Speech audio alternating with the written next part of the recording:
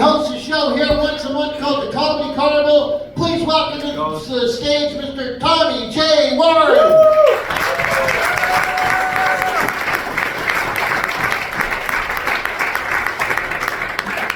Thank you all for coming out tonight. Yeah. Unfortunately, you get the side view. I know I'm not a skinny dude. My shadow weighs 20 pounds. I went to weigh myself before I came to the show tonight. My fucking swimming scales started sweating. Anything that happened to anybody else? So, I'll tell you guys a bit about myself. I am 49 years old. Tomorrow, I don't get to say that. Tomorrow is my 50th birthday. And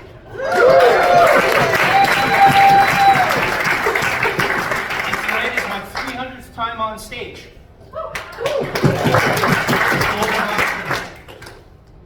Clothing option. If you guys gather enough, maybe. Okay. So, but I do have 7 kids. Yeah. They're all looking at me like this.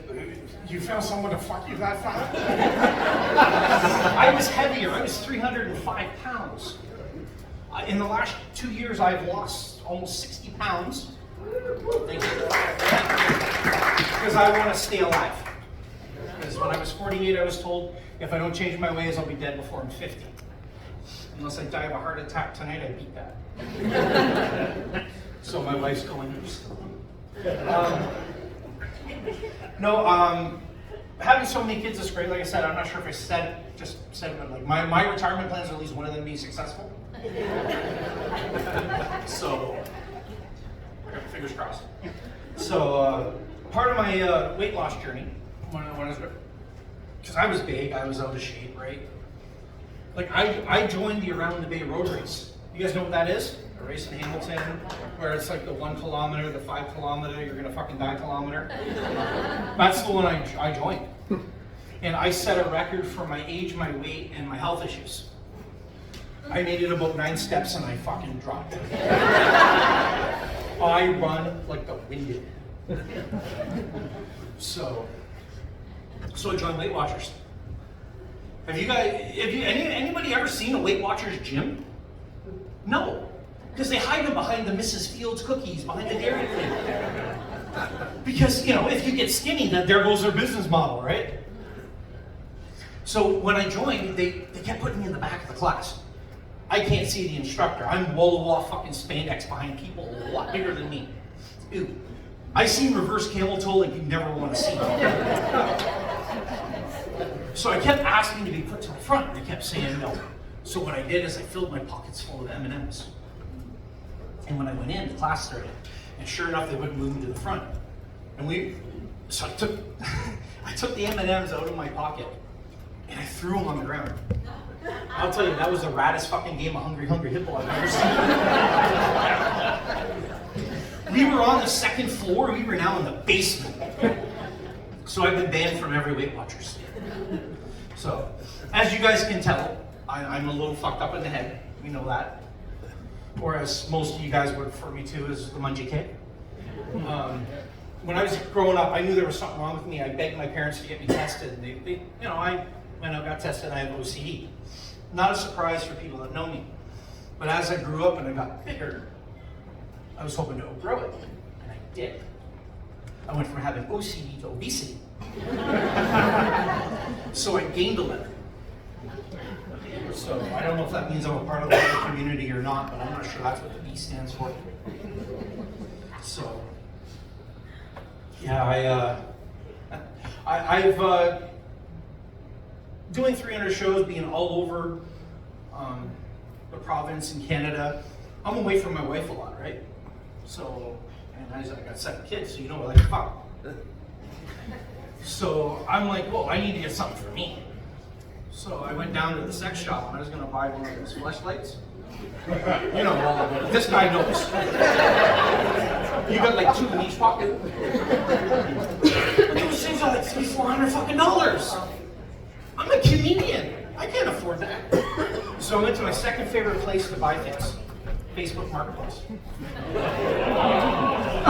guys are looking at me like, there's no way you would. I did. And it's not bad. So after the show in the foyer there, you guys can all give it a whirl if you want. Just clean it when you're done. So I mentioned I had some health problems. As of last Wednesday, I just found out for the third time in my life, my battle with cancer is over. My cancer is not over.